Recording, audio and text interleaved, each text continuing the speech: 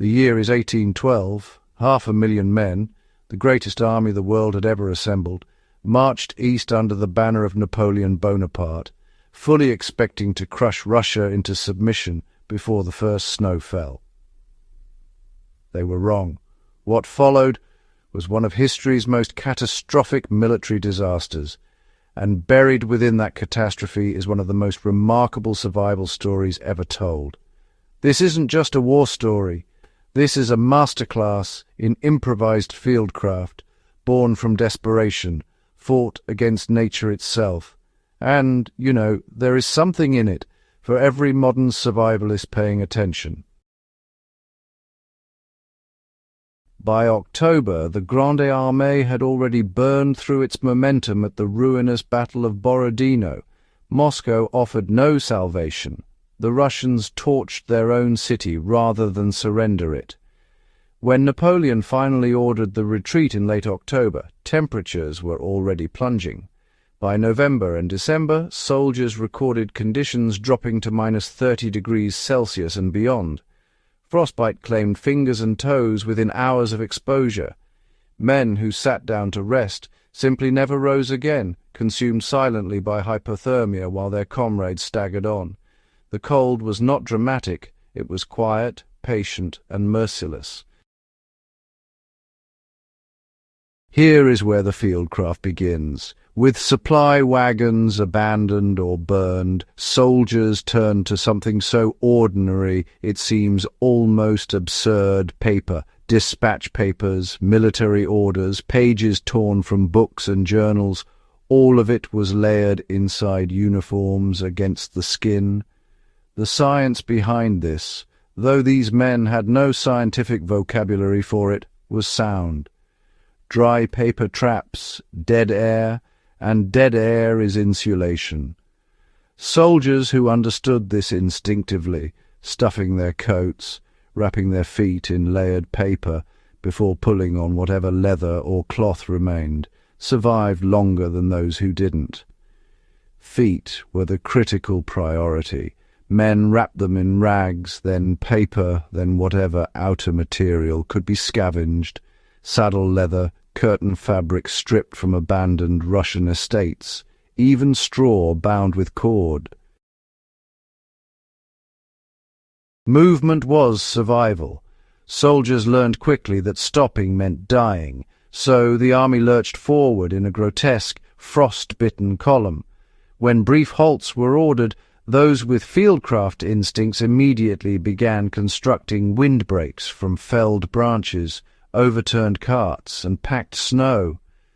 Understanding that wind chill, not just temperature, was the true killer.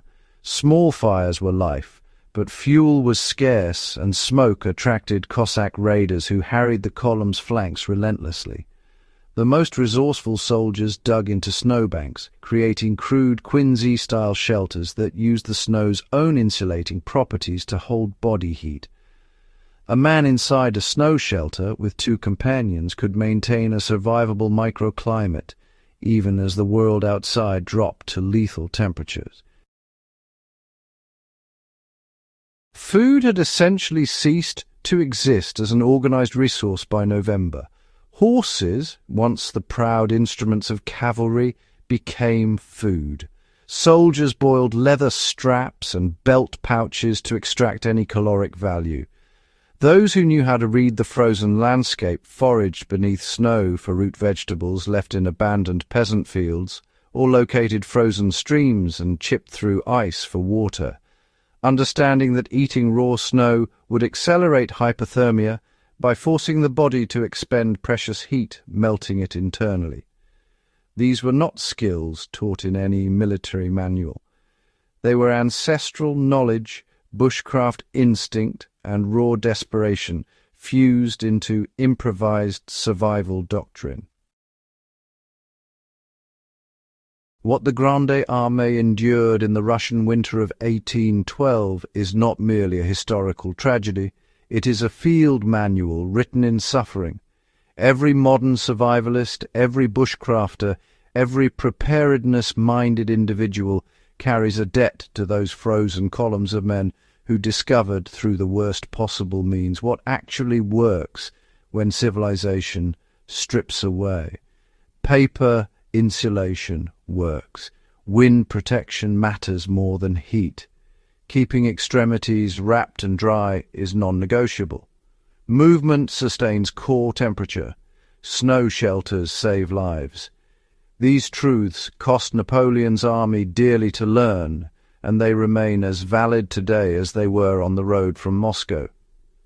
The most powerful survival tool has never been the sharpest knife or the best fire kit. It has always been the human mind refusing to accept defeat. These soldiers, starving and frostbitten, without manuals or YouTube channels or modern gear, adapted.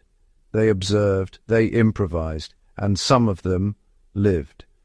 If this episode opened your eyes to the forgotten fieldcraft buried inside history's darkest chapters, subscribe to Fieldcraft Chronicles, where survival knowledge meets the stories that forged it. Share this video with anyone who values history, self-reliance, and the timeless art of staying alive. The past has more to teach us than we ever imagined, and we're just getting started.